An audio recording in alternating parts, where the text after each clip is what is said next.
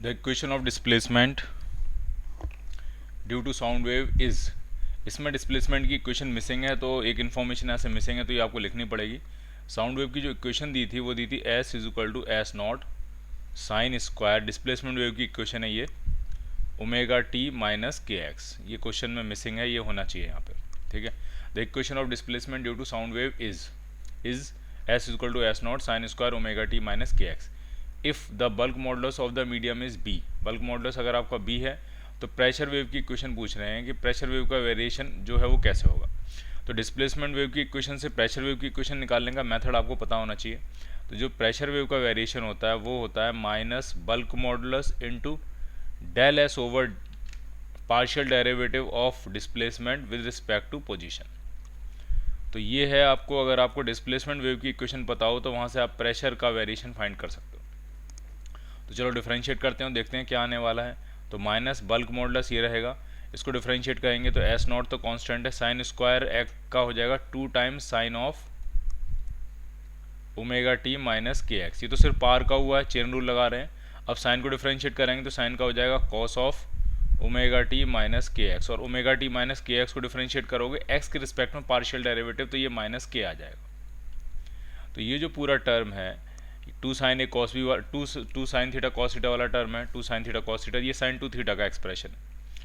और B S not के तो मिलेगा ही मिलेगा आपको, और साथ में एक्सप्रेशन जाएगा sine of 2 omega T minus 2 K X. So your answer will be A part मिलेगा, बट ए में एक मिसिंग है, एस नॉट मिसिंग है, ये के नॉट लिख दिया गलती से, के टाइम्स एस नॉट होना चाहिए, ठीक है। तो ए का जो सही, ए को जो सही तरीके से आपको लिखना है तो बी के और एस नॉट, नॉट जो है वो एस नॉट का है, into sine of 2 omega T minus 2 K X, ये इसका आंसर बन जाएगा। सो your answer will be A part. Next question आसान है, उसमें आपको अर्थ क्रस्ट के अंदर डेंसिटी दी हुई है, सरफेस के नीचे अर्थ क्रस्ट की डेंसिटी दी हुई है, एवरेज डेंसिटी, और ये कह रहे हैं कि जो लॉन्गिट्यूडनल सेस्मिक वेव्स होती हैं अर्थ के अंदर उनकी स्पीड दी हुई है, और अर्थ अगर एक अर्थ क्रस्ट अगर फ्लूइड की तरह बिहेव कर रहा है तो उसका बल्क मॉडुलस कितना होगा वो आपसे पूछ रहे हैं। तो बहुत ही सिंपल है, स्पीड का फॉर्मूला लगा देना है, वेलोसिटी जो होती है under root beta by rho, beta bulk modulus होता है और रो उसकी क्या है, डेंसिटी। अब आपके पास वेलोसिटी पता है, आपको डेंसिटी पता है, आपको सिर्फ क्या निकालना है, बल्क मॉडुलस। तो बल्क मॉडुलस यहाँ से बन जाएगा आपका रो टाइम्स वी स्क्वायर, सारी वैल्यू डालनी है, यूनिट सही करके, ठीक है। डेंसिटी ग्राम पर सीसी है, उसे केजी पर मीटर क्यूब में कन्वर्ट करना, और स्पीड किलोमीटर पर सेकंड, इसको मीटर पर सेकंड में कन्वर्ट करना। तो जब कन्वर्ट करोगे तो आपको इसका आंसर मिल जाएगा ए पार्ट। नेक्स्ट क्वेश्चन में कह रहे हैं दो आइडेंटिकल साउंड सोर्सेज हैं S1 और S2, उन दोनों से साउंड P पॉइंट पे आ रही फेज में, इन फेज, ठीक। इसका मतलब अगर पहले सोर्स की इंटेंसिटी आई नॉट है तो दूसरे सोर्स की इंटेंसिटी आई नॉट होगी, तो नेट इंटेंसिटी 4 आई नॉट हो जाएगी, क्लियर। फिर कह रहे हैं the resultant loudness at point P is n decibel higher than the loudness of S1। अगर S1 की वजह से लाउडनेस अगर मान लिया बीटा नॉट है, या S2 की वजह से बीटा नॉट है, तो इसकी जो लाउडनेस है वो beta naught plus N decibel है, एन डेसिबल ज़्यादा है, तो एन की वैल्यू ही पूछ रहे हैं। तो एक सिंपल सा कंसेप्ट होता है जो आपको आगे याद रखना है कि जब भी इंटेंसिटी डबल होती है, अगर आई इंटेंसिटी आई से 2 आई हो रही है तो लाउडनेस जो है वो 3 डेसिबल से बढ़ जाती है। तो इसकी अगर बीटा होगी तो इसकी हो जाएगी बीटा प्लस 3। अगर मान लिया फिर 2 आई से फिर से कोई कहे कि नहीं हम फिर से इंटेंसिटी डबल कर रहे हैं, 4 आई कर दे रहे हैं, तो लाउडनेस फिर से 3 डेसिबल से बढ़ जाएगी, यानी अब की बार लाउडनेस हो जाएगी बी प्लस 6 डेसिबल। सीधी सी बात यह है कि जब भी इंटेंसिटी डबल होगी लाउडनेस 3 डेसिबल से बढ़ेगी। अब इस छोटा से पॉइंट का हम कई बार यूज़ करेंगे, ठीक। आप इसको प्रूव भी कर सकते हो लाउडनेस का फॉर्मूला लगा के, लेकिन हम एक शॉर्ट हैंड हाथ में याद भी कर ले रहे हैं कि जब भी इंटेंसिटी डबल होगी लाउडनेस 3 डेसिबल से बढ़ेगी, और इसका उल्टा भी ट्रू है, जब भी इंटेंसिटी आधी होगी, आई से I/2 हो गई इंटेंसिटी, तो लाउडनेस 3 डेसिबल से कम भी हो जाएगी, तो -3 हो जाएगा। फिर आप और आधा कर दोगे तो -6 हो जाएगा, और आधा करोगे तो -9 हो जाएगा, यानी 3 डेसिबल से हर बार या तो बढ़ना है या कम होना है, प्रोवाइडेड अगर आपकी इंटेंसिटी डबल हो रही है या हाफ हो रही है, ठीक। तो इस केस में क्या है कि सिंगल सोर्स की इंटेंसिटी आई नॉट है और रिजल्टेंट इंटेंसिटी 4 आई नॉट हो गई है। तो आई नॉट से 4 आई नॉट अगर आप सोचोगे तो 4 गुना हुई है इंटेंसिटी, 4 गुना होने का मतलब है 6 डेसिबल से बढ़ गई होगी, तो ये जो एन है ये आपका आ जाएगा 6, डी पार्ट, ठीक। और 157 तो डायरेक्टली इसी पे बेस्ड है, कह रहे हैं 2 fold increase in intensity. Intensity को अगर डबल कर दिया जाए, 2 फोल्ड इंक्रीज कर दिया जाए, तो लाउडनेस कितने डेसिबल से बढ़ जाएगी? तो लाउडनेस जो है वो 3 डेसिबल से बढ़ जाएगी। तो एक्चुअल में वो 3.01 डेस होता है, बट हम उसको 3 की तरह याद रखते हैं। ठीक, अब हम करते हैं 156। 156 में कह रहे हैं in expressing sound intensity we take 10⁻19 as a reference level. ये थोड़ा गलत है, 10⁻12 कर लीजिए इसको आप। ठीक है, ये 10⁻−19 नहीं है, 10⁻12 है। ठीक है, ध्यान रखना आप। जो रेफरेंस लेवल लेते हैं, याद भी होगा आपको, जितनी मिनिमम इंटेंसिटी ह्यूमन ईयर जो है वो सेंस कर सकता है, वो 10⁻12 वॉट पर मीटर स्क्वायर हम ले रहे हैं रेफरेंस। ठीक, और ऑर्डिनरी कन्वर्सेशन के लिए कितनी इंटेंसिटी चाहिए होती है हमको?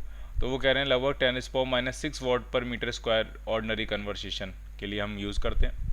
तो इसको डेसिबल में लिखने के लिए पूछ रहे हैं डेसिबल में कितना होगा। तो बहुत ही आसान है, डेसिबल में बीटा जो होता है वो होता है 10 log I upon I naught. I जो है वो 10⁻6 है और आई नॉट जो है वो 10⁻12 है।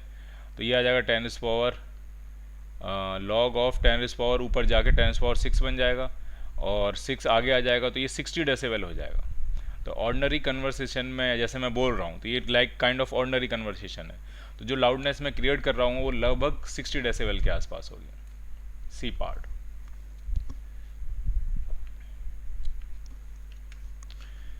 नेक्स्ट क्वेश्चन में कह रहे हैं bird is singing on a tree and a man is hearing at a distance R from the bird. कुछ इस तरह की सिचुएशन है। मान लीजिए बर्ड की लोकेशन है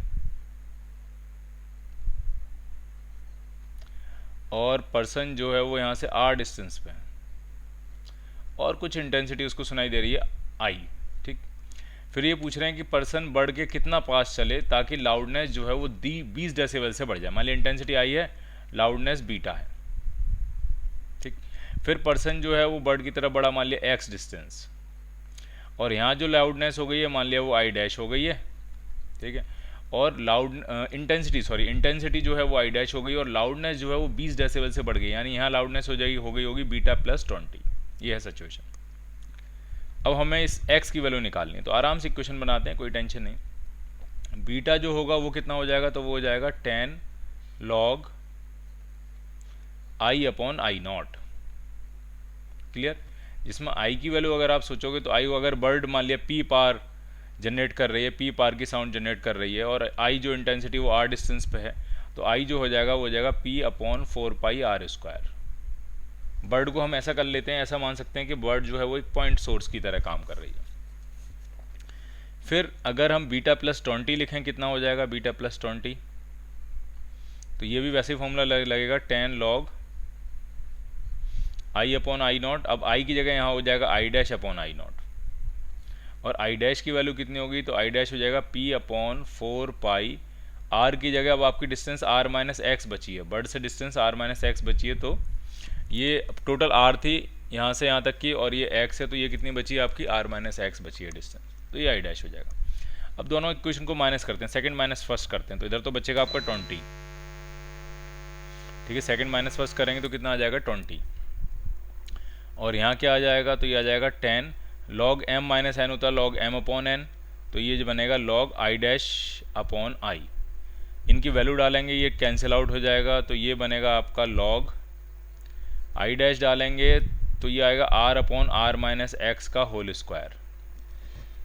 ये 2 आपका आगे आ जाएगा, तो इस 2 से ये 2 कैंसिल आउट हो जाएगा, तो 1 इज इक्वल टू आने वाला है log r upon R minus X. Clear है? और log 1 होती है log 10 की वैल्यू, इसका मतलब r upon R minus X 10 हो गया आपका।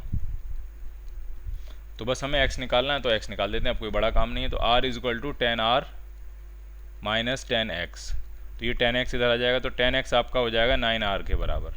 तो यहाँ से x जो मिलेगा वो 9r/10 आ जाएगा, यानी इतना आपको बर्ड के करीब जाना पड़ेगा। ठीक है, 9r/10 डिस्टेंस जो है आपको बर्ड के करीब पहुँचना पड़ेगा। सो your answer will B D part. ठीक, तो पहले हमने क्या किया इसमें ध्यान से देखो, हमने इंटेंसिटी के फॉर्मूले लिखे और उसको लाउडनेस में कन्वर्ट किया। पहले पॉइंट की लाउडनेस बीटा मानी, दूसरी पॉइंट की लाउडनेस 20 डेसिबल से बढ़ गई, तो बीटा प्लस 10 मान लिया। तो आपका आंसर क्या निकल के आया? D part. For a sound source of intensity I, corresponding sound level is beta naught. If the intensity is increased to 4i, अब देखिए वो जो हमने कंसेप्ट सीखा वो कितना काम आ रहा है। कि जब भी इंटेंसिटी डबल होती है लाउडनेस 3 डेसिबल से बढ़ जाती है। अब देखिए यहाँ पे इंटेंसिटी आई से 4i होगी तो लाउडनेस पूछ रहे हैं तो कोई तुरंत बता देगा कि बिना कैलकुलेशन के कि 6 डेसिबल से इंक्रीज हो जाएगी। अगर पहले लाउडनेस बीटा नॉट थी अब हो जाएगी beta naught plus 6 decibel. So your answer will be C part. अगले क्वेश्चन में कह रहे हैं the sound intensity is 0.008 watt per metre square at a distance of 10 metre from the isotropic point source. Power पूछ रहे हैं, बहुत ही सिंपल है। इंटेंसिटी पॉइंट सोर्स से इंटेंसिटी का फॉर्मूला क्या बनता है, पार अपॉन 4 पाई आर का स्क्वायर। पी जो है उस पॉइंट सोर्स की पार है और आर डिस्टेंस पे इंटेंसिटी की वैल्यू आई है। तो यहाँ से आपको इंटेंसिटी पता है, आपको डिस्टेंस पता है, सिर्फ आपको क्या फाइंड करनी है, पार फाइंड करनी है। सारी वैल्यू डालो, इधर ला के मल्टीप्लाई कर लो और आपको पार मिल जाएगी। और ये पार कैलकुलेट करने पर लगभग 10 वॉट के आसपास आती है। बाकी आप खुद कैलकुलेट करेंगे, आपको खुद पता लगेगा।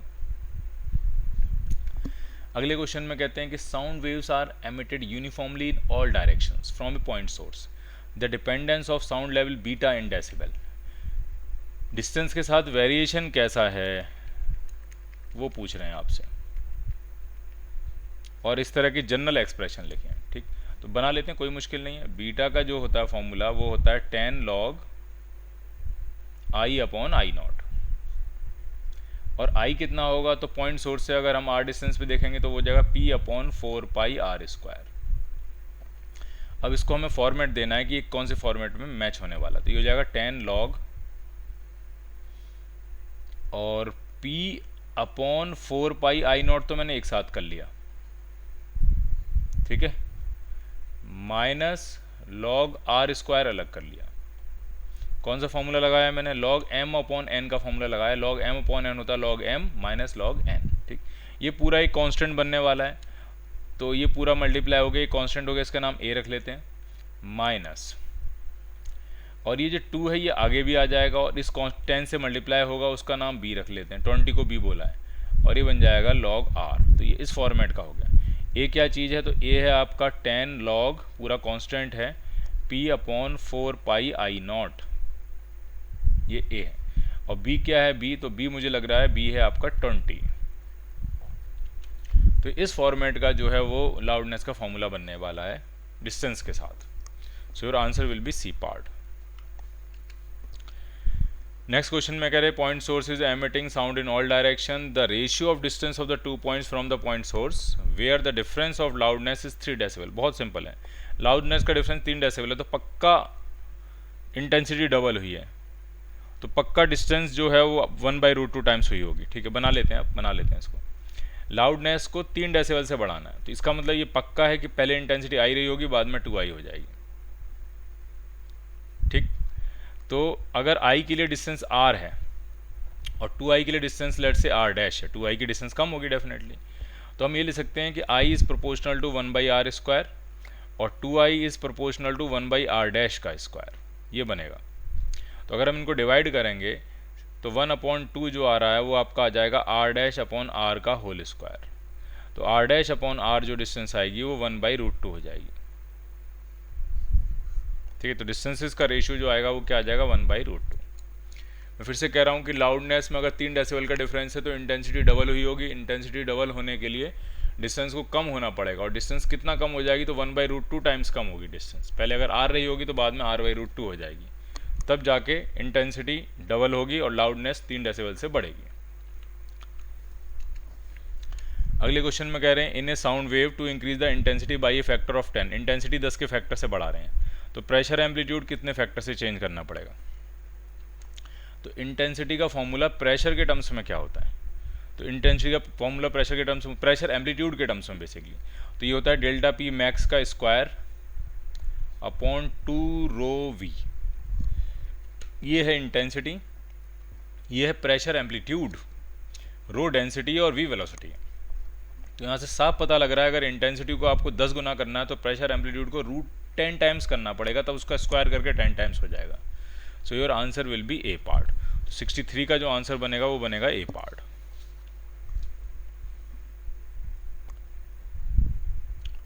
क्लियर है ये, आगे बढ़ते हैं। Person is standing at a distance d from an isotropic point source of sound. He walks 50 meter towards the sound and observe the intensity of sound has doubled. अब देखिए इंटेंसिटी अगर डबल हो गई तो डिस्टेंस जो है वो 1/√2 times हुई होगी। अभी हमने एक क्वेश्चन किया था, ठीक, वरना हम पूरा कर लेते हैं, ऐसा कोई दिक्कत नहीं है, हम पूरा भी कर सकते हैं।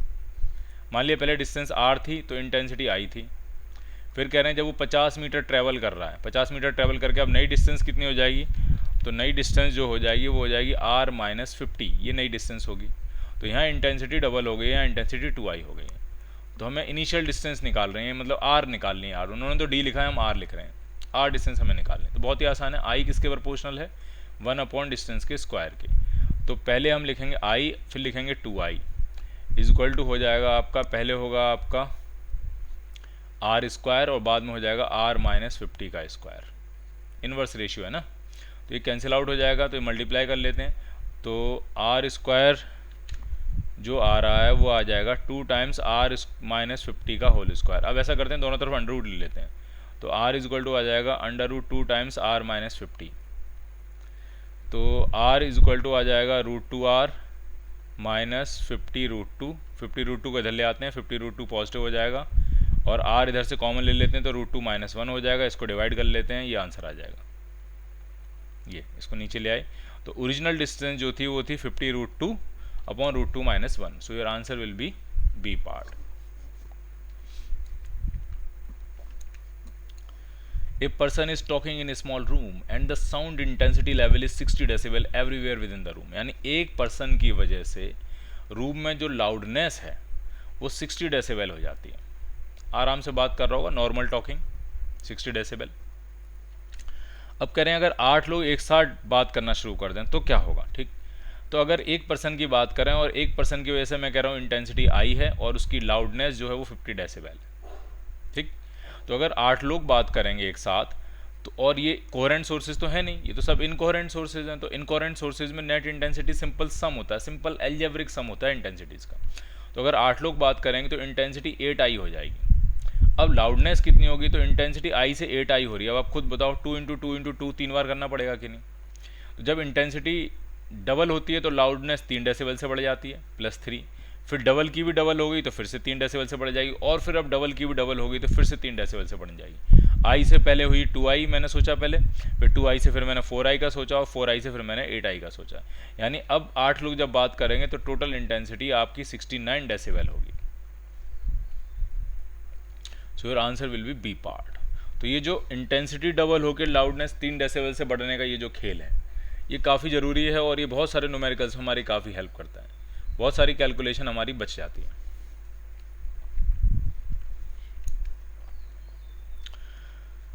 उसके बाद अगला क्वेश्चन करते हैं 166। इसमें कह रहे हैं एक पॉइंट सोर्स है, उसकी पावर दी है और वो कितनी फ्रिक्वेंसी की साउंड प्रोड्यूस कर रहा है वो फ्रिक्वेंसी दी है, और साउंड की वेलोसिटी दी है, एटमॉस्फेरिक प्रेशर की वैल्यू भी दी हुई है, एयर की डेंसिटी भी दी हुई है, और आपसे पूछ रहे हैं कि इस डिस्टेंस पे प्रेशर एम्पलीट्यूड कितना होगा।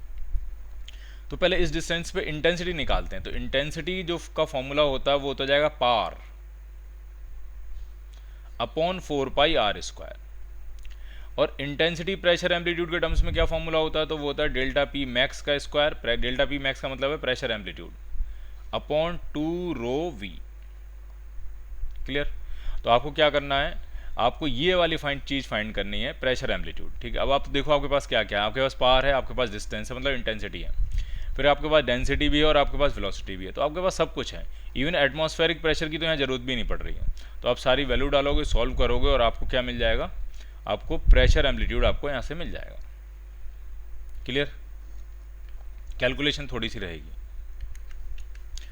अगला क्वेश्चन भी मिलता जुलता है, उसमें भी एक पॉइंट सोर्स है और उसकी पावर वही है जो पुराने वाले की थी, 50 वाट, और फ्रिक्वेंसी भी दी हुई है, और साउंड की स्पीड भी वही है, इवन एटमॉस्फेरिक प्रेशर भी वही है, डेंसिटी में थोड़ा वेरिएशन किया है, डेंसिटी अलग है, और पोजीशन वही है, और यहाँ पे डिस्प्लेसमेंट एम्पलीट्यूड पूछ रहे हैं आपसे क्या होगा, ठीक।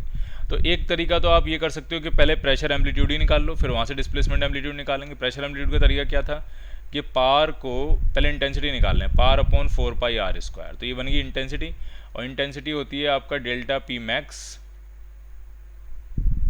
अपॉन 2ρv, या डायरेक्ट इंटेंसिटी का फॉर्मूला भी लगा सकते हो आप, और वो होता है ½ρω²a² × v। ये ज़्यादा फायदा करेगा क्योंकि हमसे डिस्प्लेसमेंट एम्पलीट्यूड पूछ ही रहे हैं, तो क्यों ना हम पहले से डिस्प्लेसमेंट एम्पलीट्यूड वाला फॉर्मूला लगाएं, और यहाँ जो ये दिख रहा है ये डिस्प्लेसमेंट एम्पलीट्यूड है। तो पावर अपॉन डिस्टेंस मतलब पार अपॉन एरिया जो करेंगे 4πr², तो ये बनेगी इंटेंसिटी, और इंटेंसिटी का फॉर्मूला होता है half rho omega square A square V. अब देखिए आपके पास क्या क्या है, आपके पास पार है, आपके पास डिस्टेंस है, आपके पास डेंसिटी है, आपके पास फ्रिक्वेंसी है, तो ओमेगा भी है आपके पास, और वेव की वेलोसिटी भी है आपके पास। तो आपको डिस्प्लेसमेंट एम्पलीट्यूड निकालना है, तो यहाँ से कैलकुलेशन तो लेकिन बनेगी, कैलकुलेशन तो अच्छी खासी बनेगी, ठीक। और यहाँ से आप एम्पलीट्यूड फाइंड कर सकते हो। नेक्स्ट क्वेश्चन करते हैं, इसमें कह रहे हैं कि the faintest sound human ear can hear of 1 kilohertz frequency is about 10⁻⁻, reference intensity हमें पता है 10⁻⁻12 वॉट पर मीटर स्क्वायर होती है। सबसे कम आवाज़, सबसे धीमी आवाज़ जो हम सुन सकते हैं वो है ये, ठीक।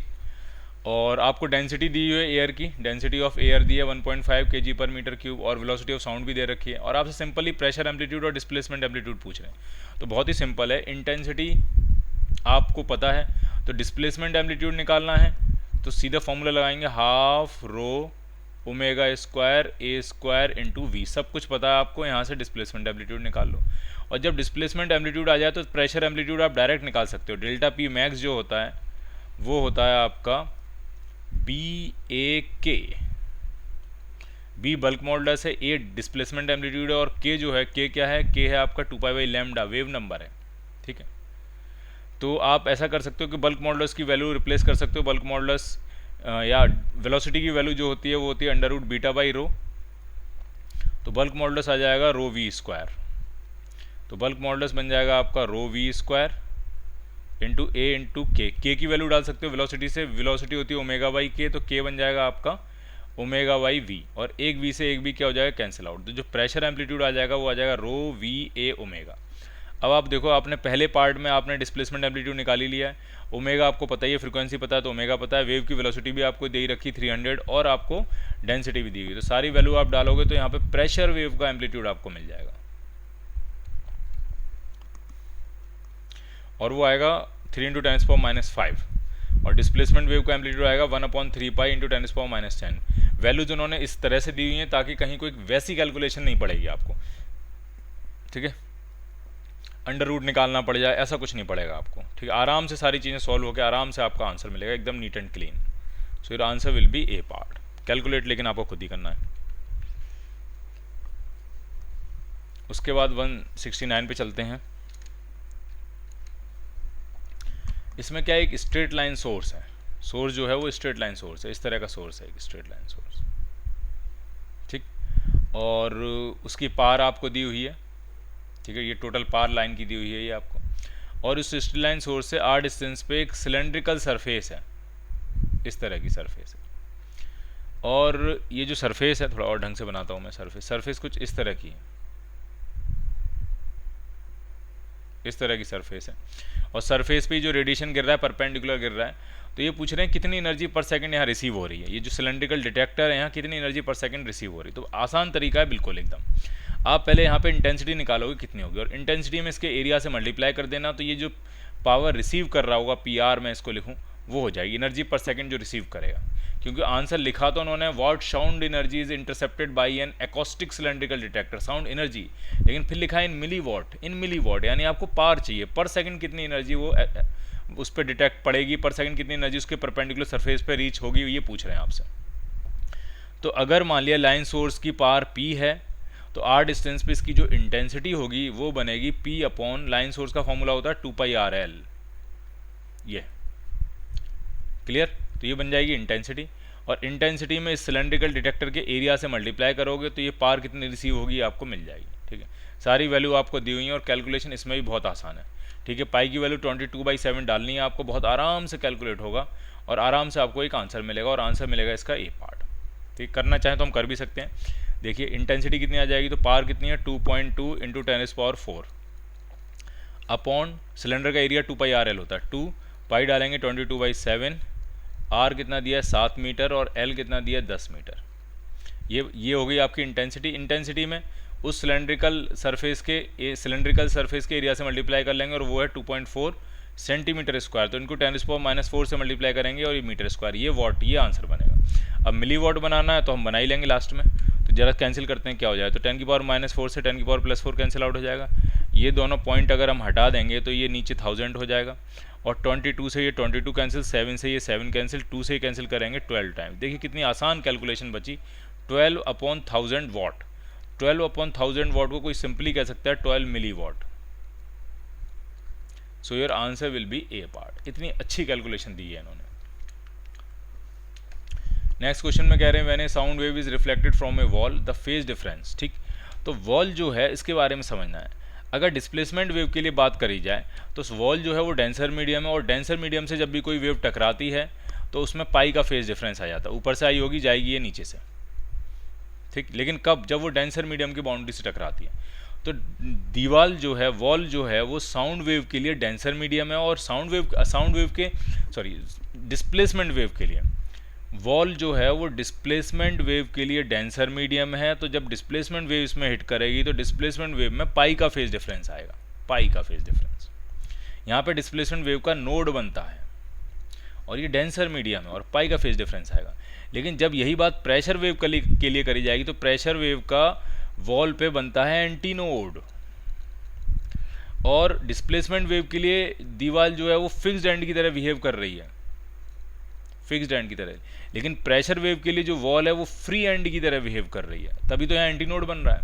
और एंटी नोड जब बनना है, फ्री एंड की तरह बिहेव कर रही है, तो यहाँ कोई फेज डिफरेंस नहीं आएगा। इंसिडेंट वेव और रिफ्लेक्टेड प्रेशर वेव में कोई फेज डिफरेंस नहीं आएगा, जबकि डिस्प्लेसमेंट वेव में पाई का फेज डिफरेंस आएगा। तो यहाँ पे फेज डिफरेंस अगर पूछा जाएगा प्रेशर वेव में तो वो आएगा 0। ये दो बहुत खास बातें हैं जो आपको याद रखनी है। सो your answer will be A part. अगले क्वेश्चन में कह रहे हैं कि आपको एम्पलीट्यूड दिया हुआ है A=C/A+B-C, और रेजोनेंस पूछ रहे हैं कब अकर करेगा। तो रेजोनेंस की कंडीशन ये होती है कि एम्पलीट्यूड मैक्सिमम होना चाहिए, और एम्पलीट्यूड मैक्सिमम तब होगा जब डिनोमिनेटर मिनिमम होगा।